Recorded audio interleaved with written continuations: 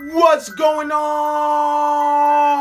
A lot of fishing TV. Yes, we are here today, and it's about to be a fantastic talk about tackle. Yes, we're about to break down a little bit of everything and the stuff we may need for catfishing. And that's what this is about today. So I have to get the things out of here to show you exactly how we get down. We got a lot of stuff to talk about, from fishing line, scales, rod holder, terminal tackle, sinkers, and so much more. We're gonna break down a lot of things. So y'all already know what it is. Stay tuned.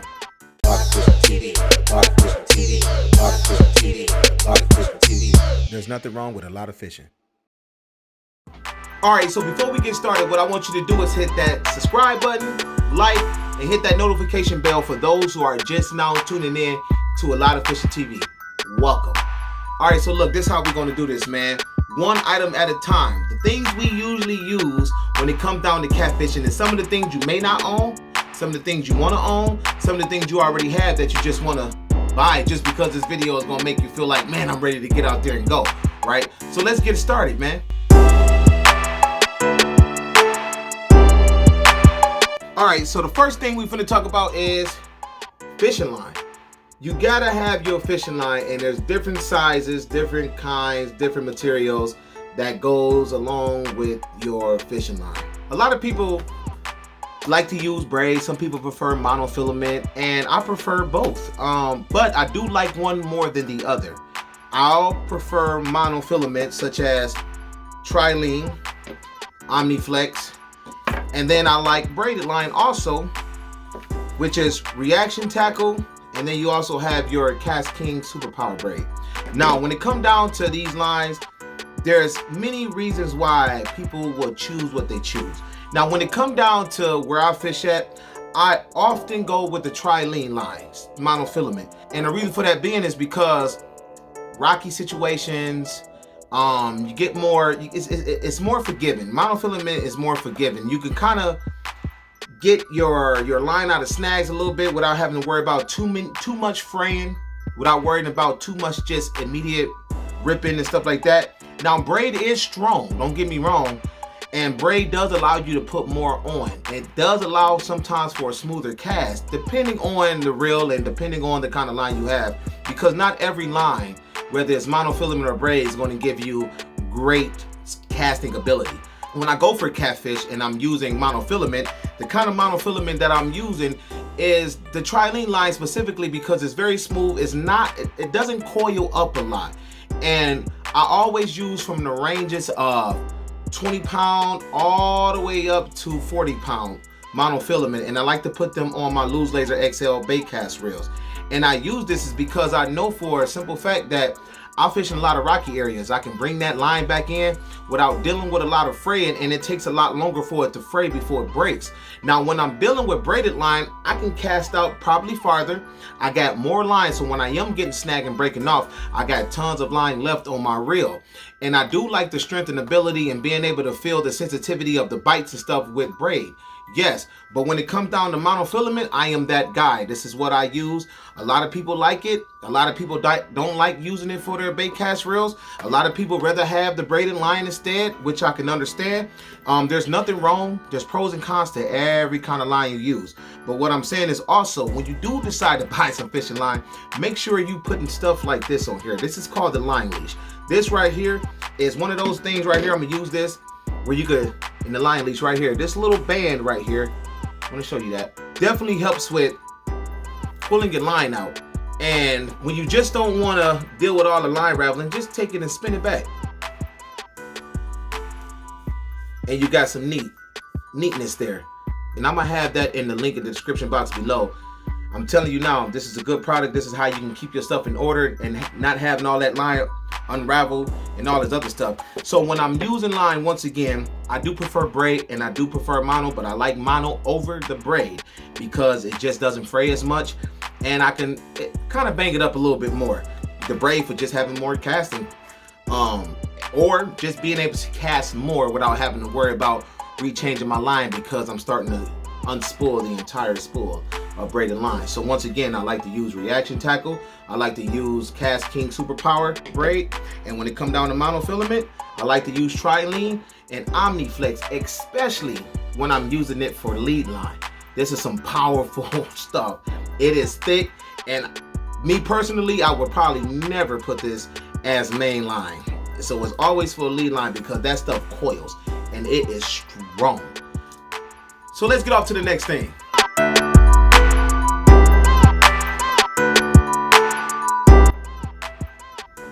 The next thing we have is sinkers.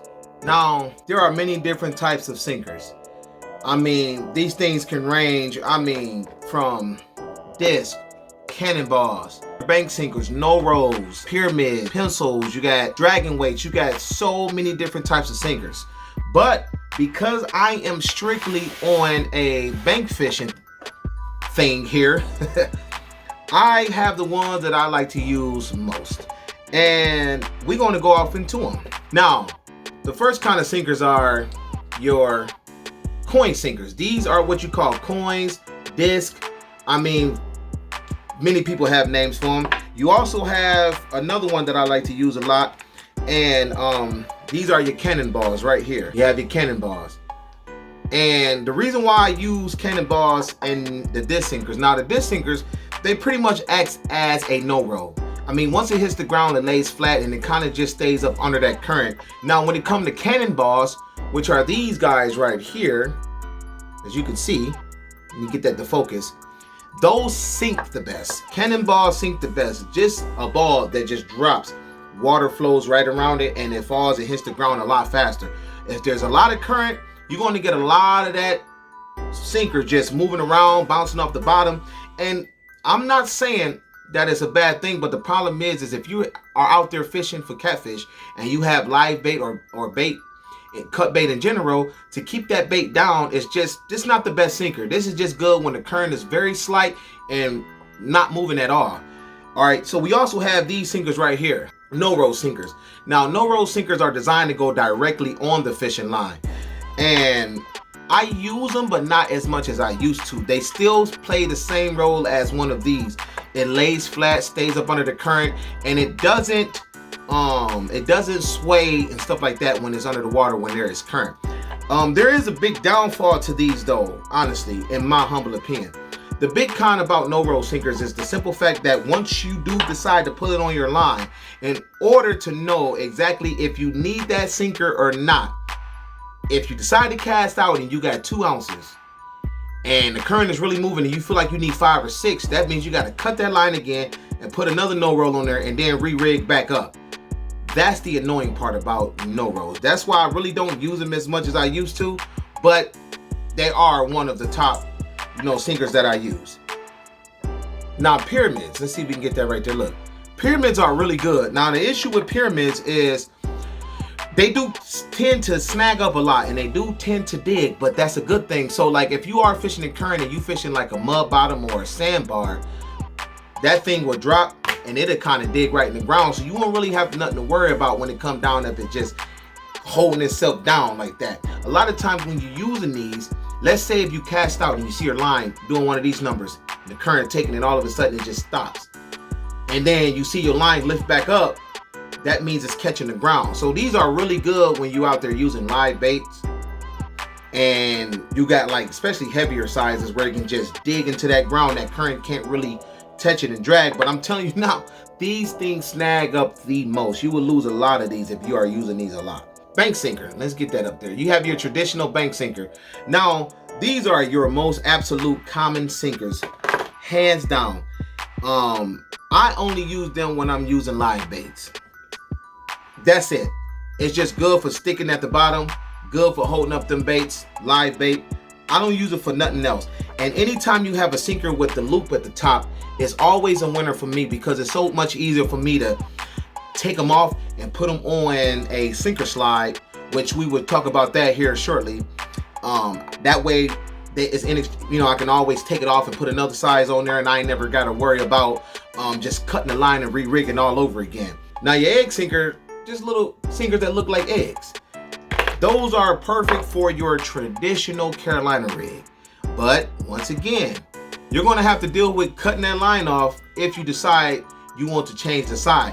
I'm not telling you that it's the biggest thing. Some people can deal with it. I'm just not the biggest tackle guy. It's more annoying to me as a catfisherman. But fishing in like dams or something like that, these small egg sinkers really work. That's why you will rarely see me have gigantic egg sinkers. If I do decide to not fish for catfish and I go for carp, these little egg sinkers are perfect because little to no size is absolutely amazing when it comes down to fishing for carp, because carp are very finicky and they tend to see a little bit of everything, so they are very skittish. But like I said, there's so many different types of sinkers you can use. I mean, it's just all based on how you fishing and what you want to fish for. We also have these right here that I call flat sinkers.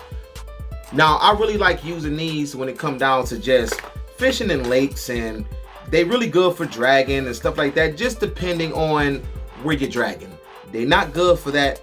Pencil weights are the best dragging kind of weights, or you got specific dragging weights that they actually use. And when I mean dragging, I mean like tubes with shrink wrap and different size little sinkers in there. It looks sometimes just look like a snake when you just dragging baits and you getting in between like rocks and crevices. It'll miss that. But I really like these because they lay extremely flat and they really good for super duper heavy. So sometimes I'll put 2 of these on at once and then we go about that. But these are the sinkers that I mainly use. I don't really do too much extra. This is how I use my sinkers. That's all my sinkers. That's all I use. I don't do a bunch of stuff because all I want to do really is just get it down there and fish.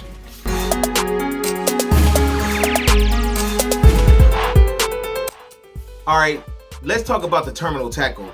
And the terminal tackle is pretty much between beads, swivels, 3-way swivels, sinker slide, and the little tiny shenanigans that goes to make little things a little bit easier. Now we're going to talk about beads.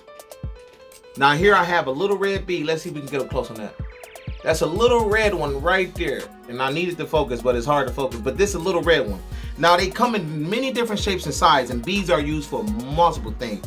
Sometimes beads are used for bobbers. Sometimes beads are used to just protect the integrity of the knot, but mainly for protecting the integrity of the knot. Now, a lot of times people may use the rubbers because it's a little bit soft, less harmful. But I mean, to be honest with you, the plastic ones are a lot cheaper, which are these right here, and they work just fine. I've been using them for years. I don't always use them though. It just depends on where I'm fishing. Every time I use a bead, it's because I'm probably fishing near rocky areas or areas where I'm bringing in fish that's adjacent to rock walls, rock banks, embankments, and stuff like that. There's no need for me to use, in my humble opinion, to use beads when I'm fishing sandbars or dirt bottoms or mud bottoms and plant, vegetation and stuff like that. Because there's not much that I'm protecting my knot from, to be honest. That's just me. Some people have to have it every single time to make them feel secure and assure them that they gonna be protected at all times. Swivel barrel. Let's see if we can get close on that. Probably ain't gonna be able to see that. Ah, right there. This is your swivel barrel. Now the swivel barrels are the most important thing. That's how you go from your main line to your lead line. This is what separates the two. This thing right here stops everything from touching each other. It keeps the sinker from touching the lead line, keeps the sinker from touching the hook. The main line, separated from the lead line, it keeps everything away from each other and it makes the most sense. Now, what you use this for is just the separation of the two. On this part, you have your main line. Your main line is the line that's connected from the reel to the end of this. And then the lead line is on the other side where it's connected from the end of this to the hook. Some people will use heavier lead line. Now, let me tell you why you do this. Because you're just trying to protect the line. Now, when you have a heavier lead line, which is the part of the line that's going to be touching the rocks, the ground, fish, and just other elements under the water the most, that's why you have a thicker lead line. That lead line is to protect and make sure you keep all your gear intact. Some people do less, but I don't do less. Some people might use 50-pound braid and then use a 40-pound monofilament lead. Then there's some people that use, for me, I'd rather use a little bit heavier, but that just depends on where I'm fishing once again. If I do fish extremely rocky areas, I'm probably gonna use a heavier lead just to keep everything, just to make sure my brain is understanding that I am protected, just like what I mentioned about the beads and stuff like that. So those swivels are very important when it comes down to making sure you have everything where it needs to be. You know what I'm saying? Once again, on this side, or maybe on that side, depending on where you're looking at. And main line, you got your sinker slide, and you have your sinker on this side, and even the bead. So let's make sure we get that clear. And then on the left side, you just have your lead line leading up to maybe a demon dragon, which is an honorable mention that you can use demon dragons and rattles to kind of help with vibration and sound that fish can be attracted to the bait that you are using. And then it leads to the hook. And when I mean sinker slides, I mean these. Now, this is what I'm talking about when I say sinker slide. You have this mechanism where you put this part on your line and then you put the sinker through there, so it looks more like this. I take one of these 6-ounce disc sinkers right here, and then I put it on there, and bam, it's connected on the line just like this. That's how we do that. And that's connected to the main line, not the lead line, but the main line. And those are the kind of things that you want to use. There's so much stuff that goes with fishing. It's just to each their own. Whatever you want to use is what you want to use.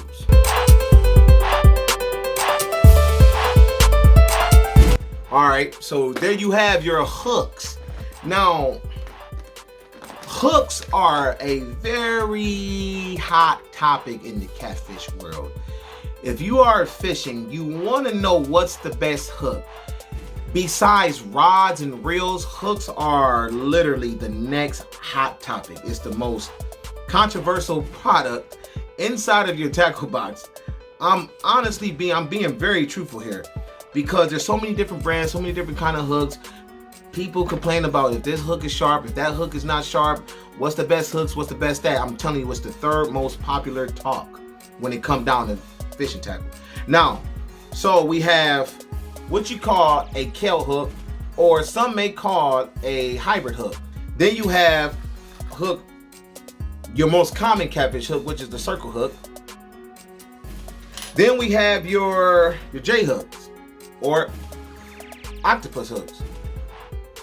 Now, let's talk about these hooks here. There's many different brands that plays a role. Brands have their way of making their kind of thing. And we're going to talk about some of the stuff. Now, this hook right here specifically is a Madcatter hook right here. And this is a 7-eye Madcatter hook. And these hooks specifically for me are a hook where you can kind of let the fish set themselves, but you can also set the hook yourself too. And on top of that, these hooks to me are the best hooks to use when I'm using live bait or cut bait. Just me personally. I think they have a little bit of an edge because there's just more of a gap in between the space that you would use bait from. Not saying that the circle hook isn't, but when you're really using live baits, these hooks really have a thing with just busting down and really working good. And I use these hooks a lot. Now, circle hooks are very common. Circle hooks just have a way of setting their own selves. Some people just like to use the circle hook because it's just less work. But there's a misconception that you can't set a circle hook. And you can always set a circle hook, because the main thing that's talked about is circle hooks set themselves and you don't have to do nothing, just let them run. True, but never ever think that you don't ever have to set a circle hook. It's just how you set it. It's just understanding how they work.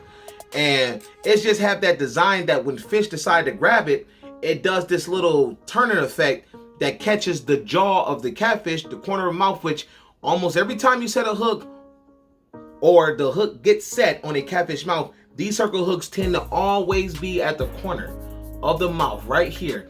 But when I'm using this hook, for some reason, I get a lot of these hooks end up at the bottom right or bottom left. And that's just how you know how these hooks works. Now the J hook, which is known as the octopus hook, you have to set these hooks a lot. It's just what it is. It's just, it gives you that old school fun, set the hook feeling. This is something that we was doing before we was using circle hooks and stuff like that. But we got all three of those hooks out the way, but this is what I always mention. Brands have their own style of how they make their hooks. And let's speak for an example, which I have over 200 or 300 hooks right now. We're going to take this circle hook right here for an example. Now this is your Demon Mustad hook. This is a hook that you have to, and this is an 8-aught by the way, you have to offset it yourself because it's perfect. Now, the reason why I like this is because there's a lot of space. Think about my thumb being able to go right through there. I want you to see that. My thumb can go right through, which means that if I do set the hook, I'll be able to set that hook or the hook set itself with a lot of ease and get around those catfish lips. Because think about it, a catfish lip as thick as my thumb, that's saying a lot. You know what I'm saying? A lot of times we have to cuff our fingers down up in there and grab a fish like that. And you want these hooks to be able to go right there at the corner of the mouth or even at the bottom without having any issues. Here, this is specifically right here, one of them XD Madcatter hooks right here. I believe this is a 8-aught right here. This hook right here has a lot of gap space and it's got that little divot right there, enough to where I put that live bait down there, it can swim real good and that hook can just be exposed a lot easier, you know what I'm saying, and not curling back into maybe one of the fins. Because I ain't gonna lie, it gets annoying when you have to cut like the fin of a bait just because you know that that circle hook might foul hook the fin. We also have your double action Team Catfish hooks right here. As you can see, one of a very legendary hook. Now I do like this hook, but there's not that much gap space and you can set the hook on these really good. So it's like it's almost acts like a hybrid right here. This is big old thing. This is a big old Reaper hook right here. So many different types of hooks you can use. So when you shopping for hooks, just don't drive yourself nuts. Just kind of just listen around, look, you know what I'm saying? If I had to say which hooks you should use, my personal opinion is to use Mustad hooks. You get Hooker's Terminal Tackle hooks, got some good hooks. Gamagatu is a really good hook. And then there's so many other more than that, but those are my preferences when I'm using fish hooks for catfishing. Those are my preferences. So there you have it. Let's put the divider back in there. And we have tons of hooks. We have tons of them.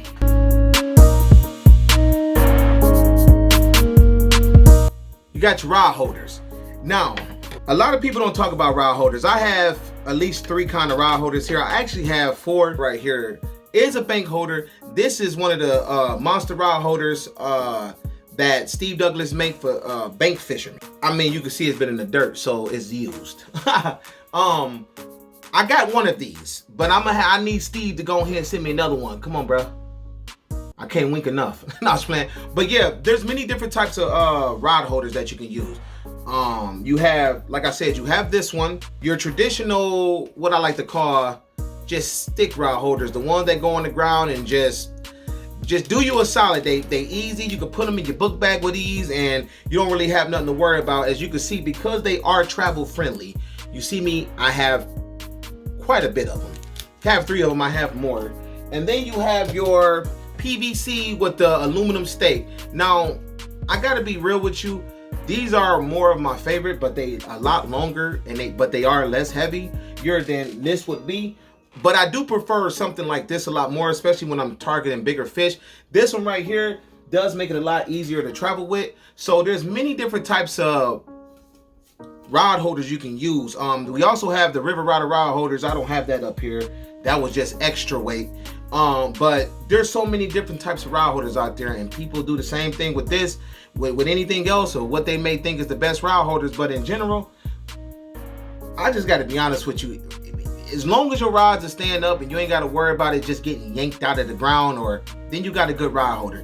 There are rod holders that I've used in recent years that I would just say no to completely. And one of those are the Walmart ones that come with the little spiral. Those are not that great because even when it would stay in the ground like you wanted to, it's just like one stick. There isn't like a triangle or a divot to kind of keep support around so that it won't just get yanked out.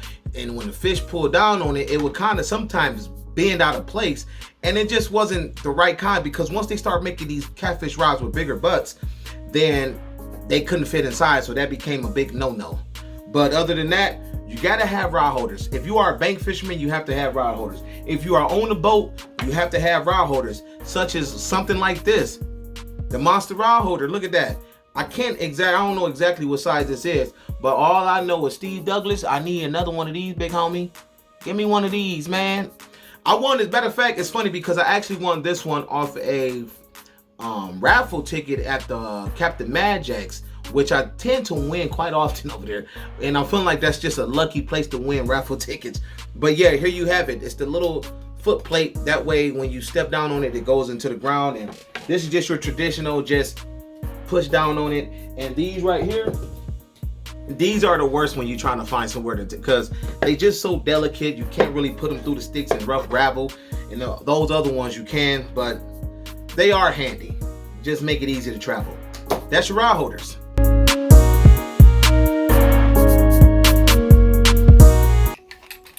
You gotta have a scale and you need a measuring tape. Now, there's some people that catch so many fish that they just won't weigh their fish up. I'm gonna always weigh my fish up. I don't care. I just like to have that documented in my head to understand what's going on at all times. I wanna know how long my fish is, and I also wanna know how fat that thing is. So when it comes down to just having these things right here, like for a good one, this is a good one right here. A good scale is one that just goes up to like 100+ pounds. Because sometimes you just never know exactly what size fish you are going to catch. These fish can get big. You got people out there catching 100-pound fish and plus, and they don't got the scale that accommodates that size fish. So make sure that you get in this. Make sure you get one with the hook. So if you do have a net like I have in the back here, you can keep that fish in the net and you can net them like this. Or you can just get one of those waist splints or waist slings that they usually use for carp fishing and do it that way too. But these things right here is for good documentation, understanding where you fishing at and what's the average of where you fishing. That's just what I do. Everybody don't do it. Some people only do it where they think they caught a fish that's just outrageous. Me, if I catch a fish, especially a channel catfish, if I catch a channel catfish between 10 to 15 pounds, no, I'll take that back. If I weigh a channel cat that's over 10 pounds in general, I'm gonna weigh them up automatically. That's just what I do. If I catch a flathead that's over 15 pounds, I'm gonna weigh them up automatically. If I catch a blue catfish that's over 15 pounds, I'm gonna weigh them automatically. It's just what I do. I mean, it's not for everybody. Some people just don't care, but some people do. When they get that one they think is like gigantic and they want the information and they sit back like, dang, I should have brought a net. Or I should have brought a net, matter of fact, yeah, because you got to have one of those back there. But they get upset when they realize they didn't bring a scale, and then they get upset when they realize they don't know the inches. But I guess it matters to know the inch of a catfish, because where I'm from, you got this thing called Fish Ohio, and it's a award you get for catching a fish within its qualifying length. And checking the length of catfish, especially during tournaments, instead of weighing them up, is a lot more healthier, a lot easier to deal with. And a lot of times you might jump into a tournament where you have to deal with one of these, because these things could be very important. Or you just might want to keep record yourself, so keep you one of these. This is simple stuff, man. This is not, you know, this is what you need, man. You catch that fish and you be like, man, I don't got a scale. I want to know how much it weighs. I keep two at all times in my bag, and I keep one of these. You know, one of the ones that just stick cool, press it, retracts back. That's your scale and your measuring tape.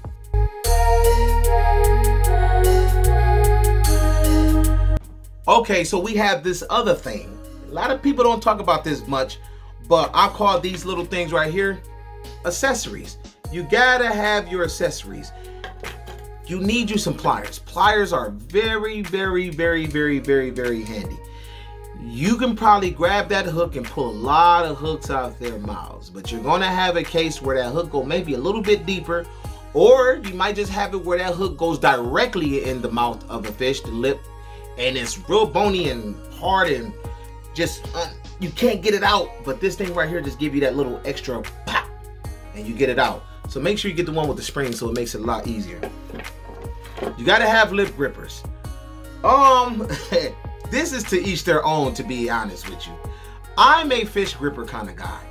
I do like to grab their mouths, but when it comes down to channel catfish, they tend to bite down a little bit more, and I just ain't got time for that. Blues, you can really grab the mouth of a blue and be a little bit more okay than you would a channel catfish.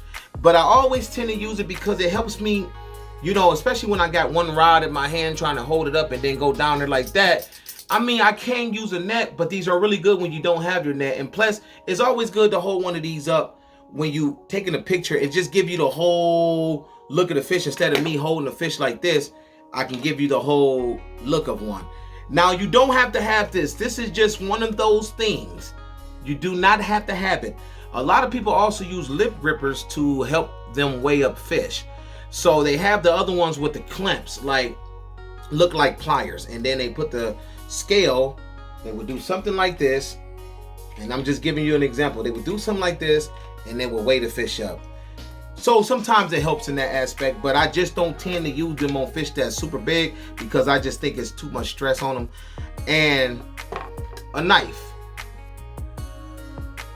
Who doesn't have a, you got to have a knife. A knife is one, it's a survival tool. Two, you may not have scissors, so you need to cut your line. You need to cut your bait up. You know what I'm saying?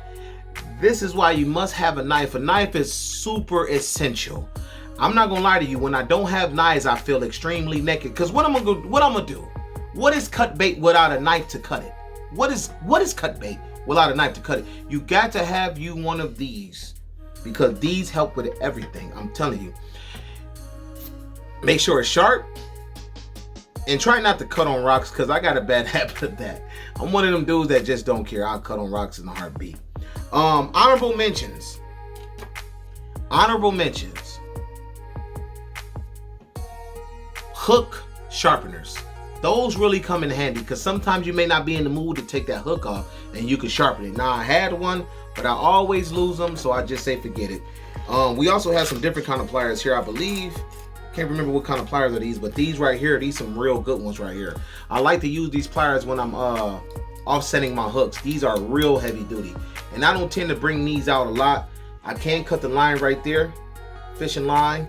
I can rip some stuff right there, and I can pinch down and hold some stuff together. So right here is real good to sit your hook right here, that little divot. If you can see, let's see if we get that little divot right up at the top.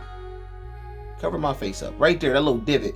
Put your hook in there, and you can offset that hook, especially the demon mustad hooks. Pliers again with scissors. You can never have too much of these little things. These little things is what keep life a lot easier. This stuff helps with everything. It just makes the day go smooth. All right, y'all. So look, man, we done pretty much covered up everything. But I got one more item back here that I would like to talk about that people really need when they catfishing. Whether you on boat or you on a bank, I'm telling you, this thing right here comes in handy. All right, so you need you a fishing net. Now, the thing with fishing nets is they come in handy. They help you bring in the fish. You need to put the fish on the bank or in the boat. You don't have time all the time to be trying to grab a fish mouth. A lot of times when fish see you, they skirt up out of here, and you don't want to be one of these numbers putting your rod down to the side trying to bend over, and next thing you know, that rod just get yanked up out the water. Look, listen, here you have a hydro web right here. I think this is the hydro web 80 or high definition hydro web 80 right here. This is the monster rod holder net right here. Steve Douglas had designed these nets to be extremely powerful, durable, and kind of light to be a bigger size. Now this net, when I say it's huge, it's huge. You don't believe me? You don't believe me?